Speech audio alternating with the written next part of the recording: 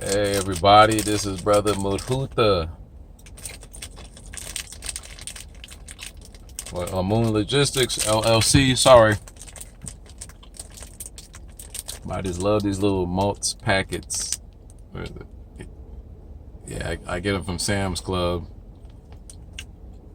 They're kind of like gummy bears, but a lot better for you. There's what's up in here? Like vitamin C, vitamin B, and it's not that sweet.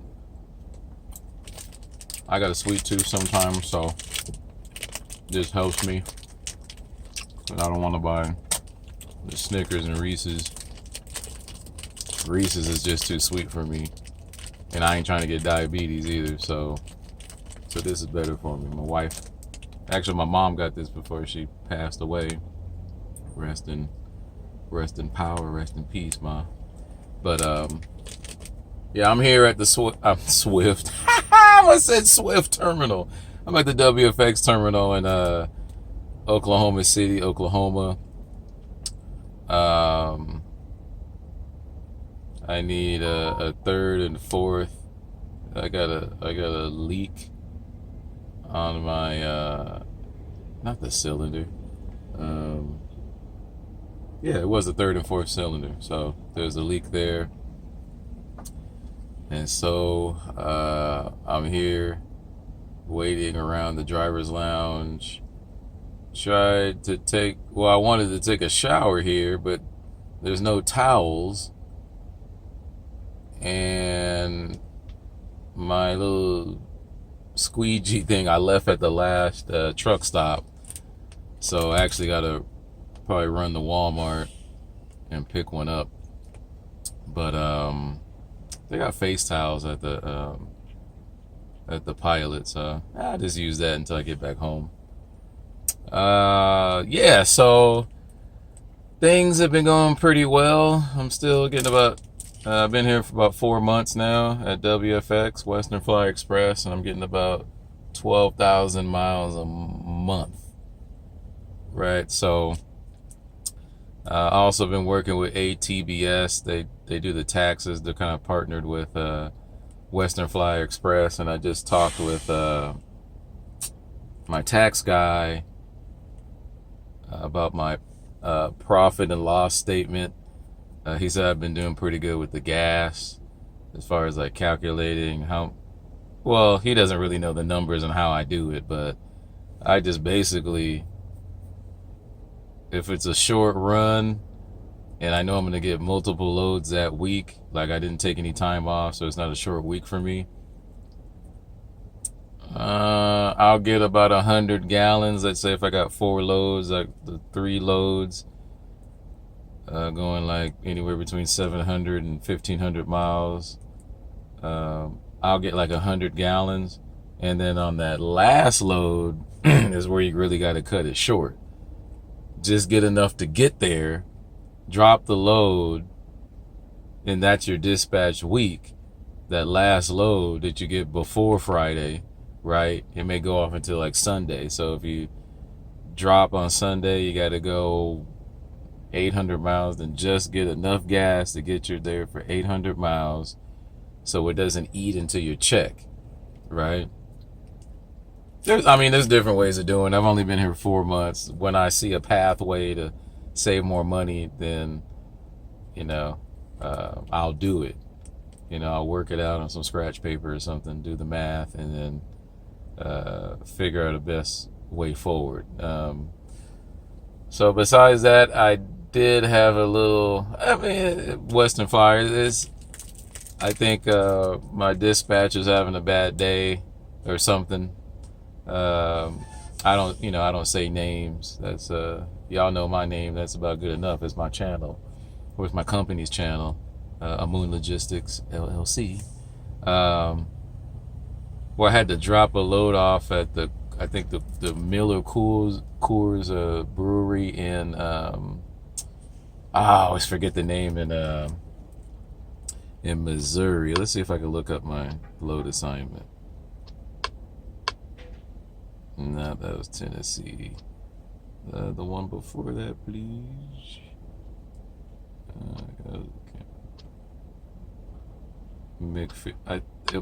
Okay, hold on. Nah, it wasn't McPherson in Kansas. But that okay, but that kind of connects to what I'm saying.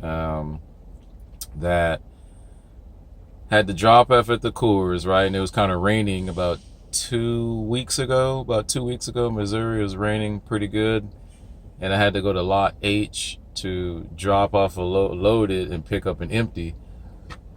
But the yard was dirt and it was really muddy, man.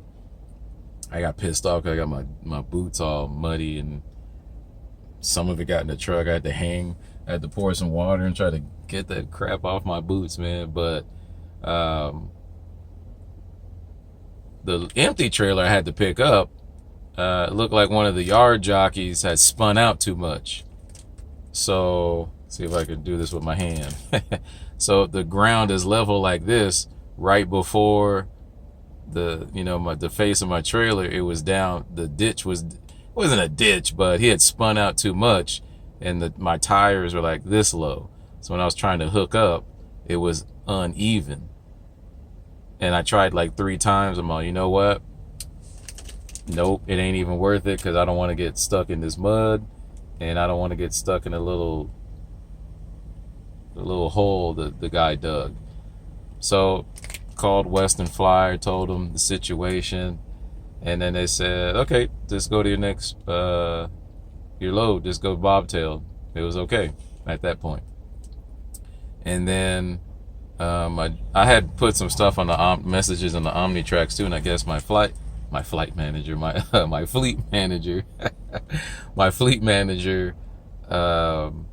said, oh, you can't go over there bobtailed. And I'm like, okay, well, you saw the messages. I don't have a trailer, and I can't find one here at the Cool Miller's yard, so why aren't you helping me find a trailer? So I stopped on the way to Kansas on the I-70 going east, called Western Flyer, told them the situation, and they said, well, I'm like, yeah, why isn't she trying to get me a trailer? Why is she telling me I need one, but not trying to help me get one? And they're like, yeah, you're kind of right. So that situation, and then my fleet manager called me and said, oh, they said it's okay, you can go over there bobtailed. I think no, she called me twice. The first time she called me, I think I called her, and I was like, well, why aren't you helping me find a trailer? You usually do. You usually help me. I said, I can't log into your database and your program to find a trailer near me. I'm like, I don't have the ability to do that. I rely on you guys to do that. And I do the runs. And she was like, okay, well, let me figure something out. And then the second phone call, I guess she talked to somebody else, and she said, yeah, you can go over there bobtailed, trailerless. So I was like, okay, cool. That works. That works. That was a little frustrating, but because I went to Kansas 20 miles out of Denver, then I had to come back, and then I stopped at some place I didn't know before, so I know a new place to park at. Right on the I-70, right outside of Denver, about 15-20 miles. It's like a little gas station, but they have truck parking there. So then I went to McPherson, and then for the John Mansville run, and then that was it. So that's the only really hiccup I've had at Western Flyer. And I get it. People have bad days. People have bad days. That's just life, right? If people have them. People have bad days. So I understand. I'm old enough now. I understand people have bad days. So I'm not getting all excited, cussing my head off or something like that and stressing myself. Why should I get stressed out? I mean, I'm still getting 3,000 miles a week. I'm still getting paid. It's just a little hiccup in the road. And that's where you have to be an adult, a professional, be patient and just handle it. Especially if you're talking about running your own company, you're going to run into a lot of knuckleheads, right? Like the other day coming out of Tennessee, how could I explain this? There was the 4-wheeler was coming on a loop to get on to the, what was that, the I-40, in Tennessee, coming right out of Memphis, Tennessee. And I was staying in my lane. I was only going like 50 miles an hour because there was a little traffic, and I like to go. Sometimes I like to go about 55, probably 55 on the average. Sometimes 50. And I was going real slow, so the guy could have got ahead of me and merged in, or waited and got behind me and merged in. But some of these people just got attitudes. So he got on the side of me and he's like, and he was doing whatever. And I got my radio now. I got my CB, and I got on the CB. I said, "Damn, four-wheeler." And another guy, he had his own truck. He had like a Peterbilt, and he actually like chased down. He didn't chase him down, but he got like right behind the four-wheeler and was messing with him, right? And then the four-wheeler exited, and I'm like, "Hey, driver, thanks a lot, man, for that." That guy, he's doing a little bit too much here on the road. He's getting angry, and it happens. It happens. I can't say I haven't gotten a little pissed off, somewhat pissed off of the actions that people take on the road, and sometimes you have a bad day. I mean, I get it, but I'm trying to cut those to a minimum, though. With prayer and meditation. Trying to cut that to a minimum, because there's certain outside forces that you can't really control, but you can control yourself. And so if you can, you should. Easier said than done, though, because some of these people really oh, I had another guy behind me yesterday on the I-40 coming west of Oklahoma, and I was passing up a guy, but I was only going like one. I mean, I can only go 70, right? So I was passing him up by like 1 mile an hour, and I ain't going front. I had about 4 cars behind me, but I was making pretty good progress past him. Guy gets on the CB and says, he's like, "Hey, you got to move it faster than that." And I'm like, "Hey, I can't, man." He's all, "Yeah, I know people who work for Western Flyer Express, they go faster." I'm on negative. I didn't adjust the governor. I just leave it at 70, man. He's like, "Yeah, well, I'm gonna mail something from the FMCSA. I'm gonna mail something to your address," or it was ridiculous, man. And I was like, "Hey, driver, relax. Once you stop PMSing, you'll be okay." I said, "You'll be okay, man. Give me 1 minute. I'll have this guy passed up," and I did. And so some of these truck drivers are worse than well, I don't want to put that out there. These guys are PMSing bad, like bad. You don't know what they home life or they wife, but they bring it on the road with them. When I go on the road, I leave it all at the house, man. I just enjoy the ride, making money. I'm not a rich man, but making money, enjoying the ride. That's the way I am, man. I even ran at the truck stop the other day. It's getting your health, keeping yourself in shape. But other people is they're in a bad space mentally, definitely. So anyway, next I wanted to kind of throw out there. I see I got 13 subscribers now. 13 of them, right? So I want to ask, can you make money? I guess they call it hot shotting. I see a lot of guys doing hot shot loads with a 16x7 utility trailer. Can you make money with a 16x7? I've seen a lot of videos on YouTube when I type that in, and they're talking about cutting people's grass with it. I'm like, nah, man, I'm moving. I'm moving freight, man. I ain't got no time to be cutting nobody grass. They can't pay me enough, right? So I'm like, well, how can you make money moving? I know you can move freight. My trailer is weighted for 7,000 pounds. It probably weighs about 1,800.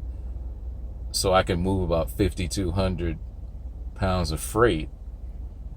So I'm checking out the Trucker's Edge app. I talked to a guy from DAT. Looked at a guy using Truck Stop. Don't know how viable that is as a solution. But when I put in my information into Trucker's Edge, there wasn't a lot of loads there. So that was a little disappointing. But, that's only one search. I mean, I could search 20 other load boards for like van type freight. something you can put in a car, a freight. I hate calling it cargo van. And why do I hate calling it a cargo van? Because cargo is French. Freight is English. Freight is English. So I'll go to a lot of guys, hey, nice freight van. Like, oh, what's a freight van? Like, speak English, right? So freight, like a freight load board, freight. What you're calling cargo, in English, we call freight. But if you know me, I'm really anal about, because a lot of English is littered with Latin, Greek. That's why all the medical terms are in Greek. And I'm like, why? Why not just put an English name to it? And then when you go to court in front of these judges, they speak in Latin. Improprio persona. Anyway, I'm getting off on a whole tangent about something else. Let me move this. It look like some light coming in. It's that Western Flyer thing right there. Okay, there we go. So, anyway, I try to use as much English terms as possible. So if you guys know a way or with 16x7, and I ain't talking about a moving company either. Yeah, I could always do that. But I'm talking about moving freight. Touch, no touch, just moving freight. Something 5,000 pounds or less. Which I seen on there, but they weren't really, like, they weren't paying. I saw one, it was only a couple 100 pounds, and they wanted to move it from Utah, somewhere in Utah, to New York, which they said it was only 800 something miles, but Utah to New York is more than 800. But anyway, they're paying less than $1 a mile, right? And I don't know if that's normal. Okay, so they said the total mileage was 834, and they're paying like 775. And I'm like, is that a good rate? I'm like, I'm not moving for less than $1 a mile, period. So to me, it was not, because it was like more like high 80s. I didn't do the math, but it seemed like it was the high 80s, maybe 90 cents a mile. And I'm just like, man, I ain't moving for less than $1 a mile. I know it's a couple 100 pounds. It's not much, but still, I'm not moving for less than $1 a mile. So there's my take on that. Oh, and my cargo van, I have a straight low roof cargo van. One guy had it for a month. Good mechanic. I mean, he actually did my Chevy Avalanche. I got a rebuilt engine from him. He installed it. Took him longer than he said, but it works great. And he redid my transmission. I got a whole new transmission block too. So he did a great job with that. But with this one, he didn't really know what to do and couldn't find the part. A lot of these mechanics, they only look in the local area for parts. And so me being, I was an IT engineer. I did storage, SAN. I was a SAN engineer and a network engineer and a server engineer. I can find stuff on the internet like real quick. So when I took it to my other guy, Theo, in North Las Vegas, he has Quest Automotive Services. If you ever need your car fixed in North Vegas or Vegas area, he's pretty good. I've been going to him for like 5 years. I got 2 mechanics that I go to in Vegas because they give me the best prices and I got the best relationship with them. And I don't trust hardly anybody with my vehicles, man, my trucks. So I call him there, and the problem is they can't find an ABS. It's an ABS assembly pump for a 2006 Ford E250 freight van. So I was like, who is that? Freight van. So so when Theo told me, because they replaced the master cylinder and the brake booster, the problem is the pedal goes all the way to the floor. It's a known problem with I think 2005 to 2007, the Ford E250 Econolines. And once he told me it's the same problem that my other mechanic just couldn't find, or my other mechanic, he got different connections, and Theo got different connections, and both of these guys can't find it. Like, man, let me find it. So I found it within an hour in Texas. I found the same part, gave them my VIN number. They said, bam, it'll fit right in. And so, a matter of fact, before that, I know I'm long-winded here, but before that, I called the Ford dealer. You know how much the Ford dealer wanted for that? They wanted $1,300. The part was brand new. They said they only had 2 in stock. They wanted $1,300. I'm like, wow, at least the part's out there, but let me look somewhere else. And I called another company called Quality Auto Parts in Texas, and they had the part used, tested, working, guaranteed to work. It's a 30-day warranty, for $450, the whole assembly. So I was like, bam, give me that. So again, be patient, man. Don't go with your first inclination. Sometimes you do, because it's called instincts. Sometimes your instincts is correct. That 6th sense you got about you is correct. You know it. And then sometimes when you're shopping around for the best price, you don't want to jump on the first thing that you see, because especially, we all know from the dealership, they're going to rip you off, and that's what they try to do. So that debacle, because I got a contract with a jet delivery, got my authority and got a contract with jet delivery, which my son-in-law is supposed to work, but until we get the van working, there really ain't much. And plus, I need to call jet delivery to see if I could use my utility van with them. So actually, I need to call Ramil Gonzalez. I'm giving you guys some pretty good information here. Ramil Gonzalez. And the only reason I know about jet delivery is because I watched a ton of YouTube videos where people are telling a lot of lies about about box trucks, straight trucks, cargo van. They're saying, oh, I'm earning $3,000 in 1 week. I want to see your paycheck stubs, and I want to see who you're contracted with. See, I don't believe nothing. Either I know or I don't know. I don't believe. I hope and wish sometimes, but I don't believe nothing. Because you could believe something and be 100% wrong.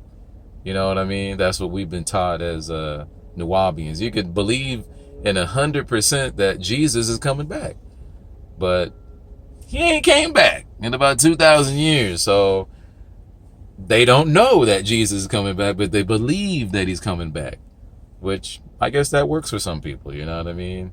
But I need facts for my soul's sake. I need the truth. I need facts. So when I see these YouTube videos, they got their thumbnail on the front of their video, like, well, they got money. Oh, I'm making. Some guy said he made $10,000 in 1 month with an enclosed trailer. I'm like, no, you didn't. I'm like, you're lying. See, I just assume that they're lying, which is good to be skeptical until they prove it, And there's a couple, like the Midwest. I can't talk today, man. Maybe y'all got me nervous, but the Midwest trucking game. I think that's what his channel's called. And the brother's on there. He didn't make it in the, I hate calling it Sprinter vans too. It was a high roof van. So he didn't make it in the van business. Then he went to straight trucks, right? And he's trying to tell people how to get started and how to be successful. But I'm like, wait a minute. Define success though.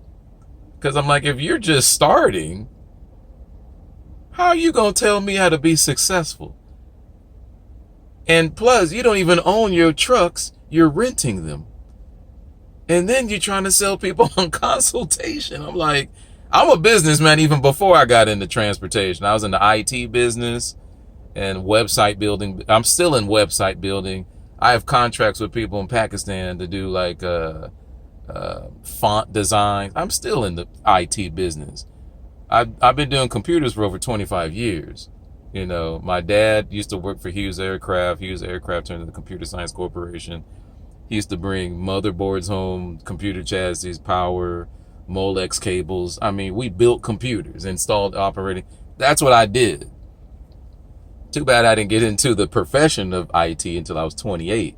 And then I spent about 12 years in that, and now I'm doing the transportation business. So I know business in general, but specifically I'm learning more about the transportation business. I do QuickBooks already, so I already know how to do my accounting. But with this, I hooked up with ATBS to do my accounting from Western Flyer Express. So, they're supposed to come over here and help me fix my truck. They haven't come over here yet. So anyway, where was I at? The Midwest. But I'm like, and there's not only him, there's a lot of people out there like that. And I'm like, how did all of a sudden people become gurus within like 1 year, a couple months? I would never call myself a guru. I'm learning. It takes at least 5 years to become successful in any type of business. At least give it 3 to 5 years. Now, if you're in the game still after 3 to 5 years, you're doing something right.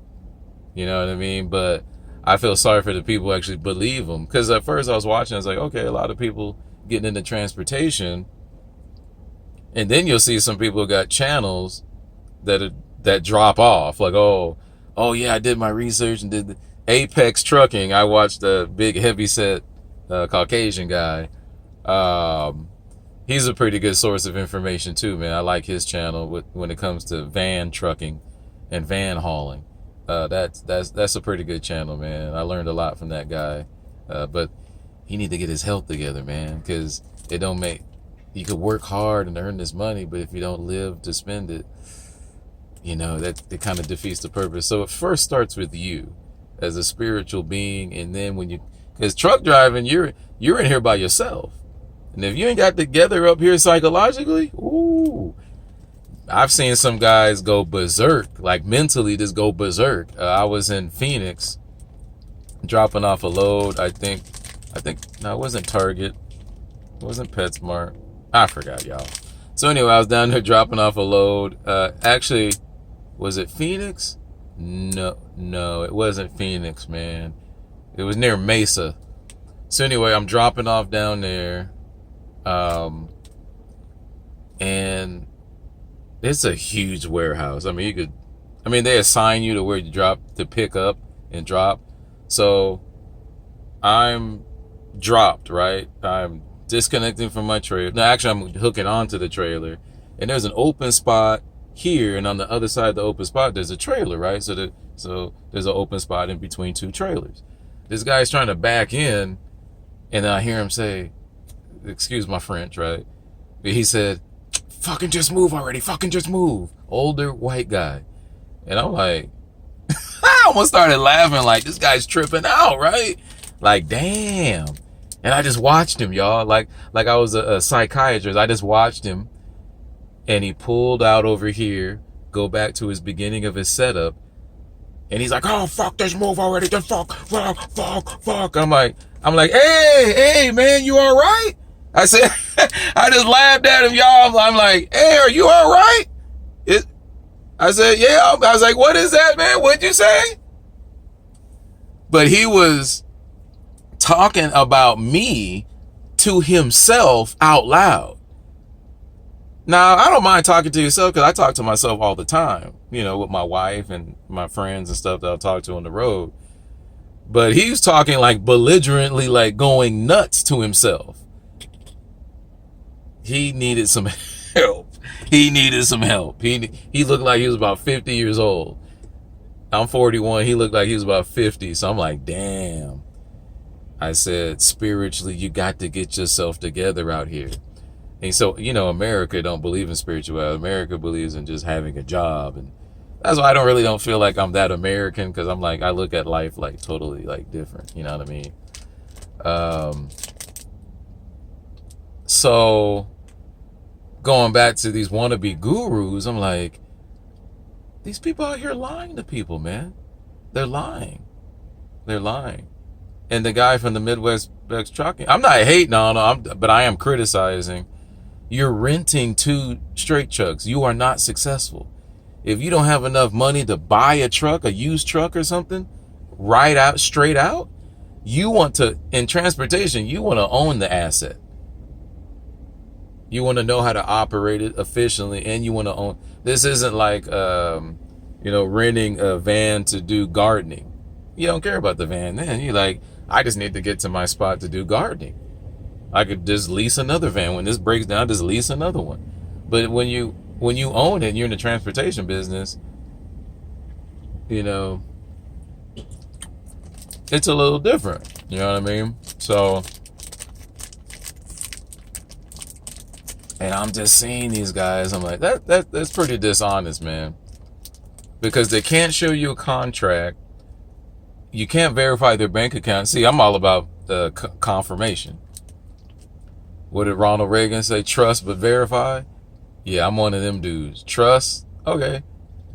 Matter of fact, I don't even trust. I just want to verify. This one of the guys coming by to? Oh no, that's somebody else. So a lot of observation to take place out here.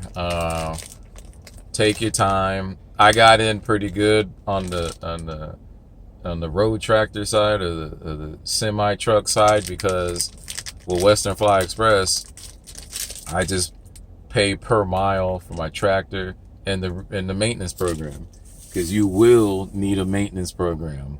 You will. Either you got I don't have a lot of capital saved up like that, like 15, 20,000 to cover, major expenses, major repairs. So, that's something to think about, especially when you're first getting your feet in. This is probably the best opportunity to be able to save up, learn how to run your own LLC. And in transportation, there's so many different lines of business in transportation. There's the hot shotting, there's vans, there's tractors, hazmat, there's all kind of stuff. And then when you get into tractors, there's flatbed, step flatbed, reefer, van, and probably some other stuff I never heard of. But there's so many lines of business. You just got to take your time and learn it, man. Learn the numbers, the cash flow. Cash flows in, cash flows out. When I first started here, there were dudes that kind of left their job. I remember the one brother from South Carolina, and he's like, oh man, I quit my job to come here. And I